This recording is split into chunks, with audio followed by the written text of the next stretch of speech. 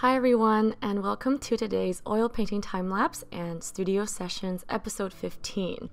Today I will be working on this oil painting, which was a commission for a lovely patron based on her original character, who is a hybrid of fox and human.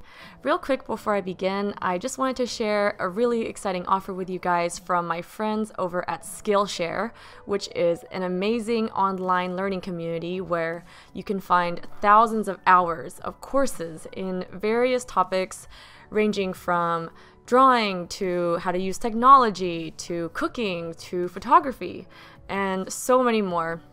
My personal favorite classes from Skillshare are the drawing and painting courses that walk you step by step through an extensive and thorough tutorial on various creative skills. Right now, the first 100 people who sign up using this link can join their 3 million users and get a 40% off discount for an annual plan. You can also check out the video description for more details. Okay, let's move on to today's topic of discussion, and it is about backgrounds. So I've gotten many comments from you guys telling me that you become frustrated because you simply don't know what to put as the background for your pieces, and I thought I would compile a list of tips that I personally found helpful for my art over the years.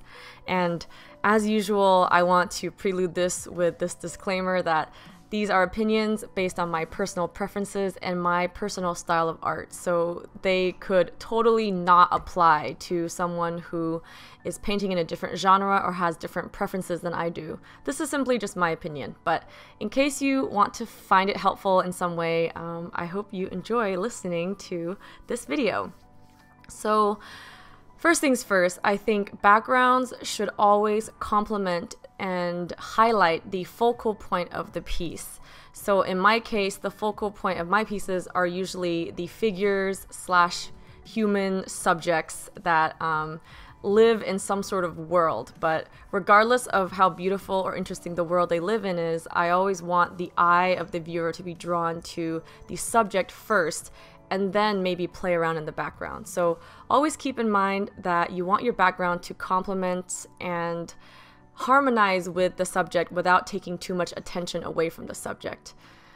And the first thing to consider before you even decide what to paint for the background is, do you actually even need a background at all, or can you do something simple like a plain white background? So if your subject takes up the majority of the canvas and you don't have much empty room for a background, you might want to consider something simpler, because otherwise trying to squeeze in a detailed background without much real estate on the canvas will feel too crammed. And also, even if you do have enough space for a background, sometimes you may want to still opt for a simple or plain background. For example, if your subject contains a lot of details and shapes that you want to stand out, a simple plain background could be ideal over a complicated one because it'll allow the viewer's eyes to focus on the special little motifs and highlights on the subject itself.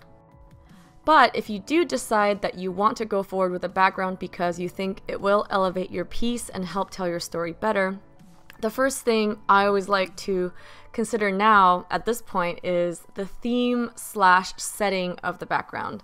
And I get to this stage by asking myself, where do I want my character or my subject to live? What is their backstory? And a great example is for this particular piece, I knew that my client wanted me to use her original character who loves water and is like a water spirit. So I knew right off the bat that I wanted to incorporate water into the piece, and I wanted water to be an important part of the background of the piece. But of course, water is very broad, it's a very general theme, and in order for you to really build and plan your background, you have to know the little details. So I flesh out the details by simply asking myself a lot of clarifying questions. Once you have a starting point, all the little details can branch from there. So I asked myself, okay, I know I want water, but what type of body of water should it be? Should it be an ocean? Should it be a lake with a mountain? Or should it be like a swamp with a lot of trees? And ultimately, as you can see, I decided to go for a mystical swamp. So then I asked myself, well, what time of day should it be? What type of foliage and creatures also live in this magical swamp? And etc., etc. And then you can basically keep clarifying these questions within yourself in order to figure out all the necessary little details that you need to make your background feel very complete and very cohesive. And then the next thing to consider after theme/setting is value. And I think that is probably the second most important thing about a background aside from the actual details of the background. I think, so just a quick refresher, value is basically the brightness and darkness of the tones of your piece. So white is the brightest value and black is the darkest value. So in terms of value, I think contrast is key in making your subject stand out. So for example, if your subject has light hair and light skin tones, having a dark background will really help that person pop.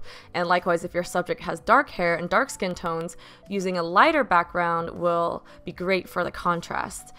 But of course, I think this is an oversimplified way of looking at things, because then you're really pigeonholing yourself into a light or dark background simply based on the colors of your subject. But you know, what if you have a subject with dark skin tones and dark hair and you want to paint them in an evening setting and you want a dark background? Or let's say you have someone with light hair and light skin tones, but you really want a beautiful, like, sunny daytime setting. What can you do? And I think there's definitely many elegant solutions into incorporating backgrounds and focal points of similar value. So my first piece of advice is to incorporate shadows. So a great type of shadow is like a cast shadow, which is the shadow made by a subject touching the ground or touching something else. So if your subject is planted on the ground, you can put a huge shadow where it shows where the light source is, and it's cast by the subject onto the ground, and that will differentiate and lift the subject up from the ground and also create that contrast that highlights the subject. And likewise, if you have a really dark background and you have a figure with dark hair, I like to always add a very light glow, or perhaps like an arrangement of light colored clouds to make the subject still pop out against the evening sky. So as long as there's some type of contrast between the background itself and the parts of the subject that are directly touching or bordering the background, your subject should still be able to stand out regardless. And the last thing to consider is color. So similarly to how you want the values to help highlight the focal point and create enough contrast to bring out the focal point, you also want colors to do the same thing. So the first broad rule of thumb is to try to use complementary colors. Or if you want to use colors that aren't so complementary, then pay attention to the saturation level. Actually, I think you should pay attention to the saturation level regardless of if the colors are complementary or not. Saturation is something that took me a while to figure out, because when I first started painting, I just wanted to mix all the bright colors right out of the tube, and you know, because I was so addicted to how vibrant and colorful things were, I just wanted to overdo it with all the color. But that's, in my experience, not ideal. If you have a very saturated subject, you might want to consider making your background a little bit more muted, a little more desaturated. Otherwise, I feel like if you have a bright saturated subject and bright saturated backgrounds, it could definitely take the focus away from your subject/focal point. In this case, for this piece, I really wanted two things to stand out. I wanted the bright blue hair and her tail to stand out, and I also wanted the pink water lilies to stand out. And so I made sure for my background, or the bulk of the piece, to use very kind of muted earthy tones. I mixed a lot of red with my green to even it out, so that the green wasn't too bright. And I think overall that really helped bring out the focal points of the bright blue hair and the bright pink water lilies, which, you know, I was very generous with, you know, incorporating a lot of saturation and mixing paint straight out of the tube for those elements. So these are pretty much my tips for how to, I guess, create and also execute the perfect background for your piece.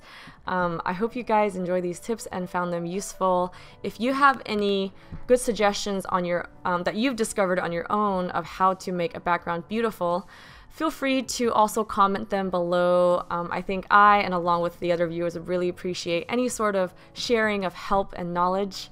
And lastly, if you would like to see a slowed down 35-minute version of this video with helpful voiceovers and other fun daily rewards such as prints and tutorials, check out patreon.com/happydartist. And I'll catch you next time. Bye!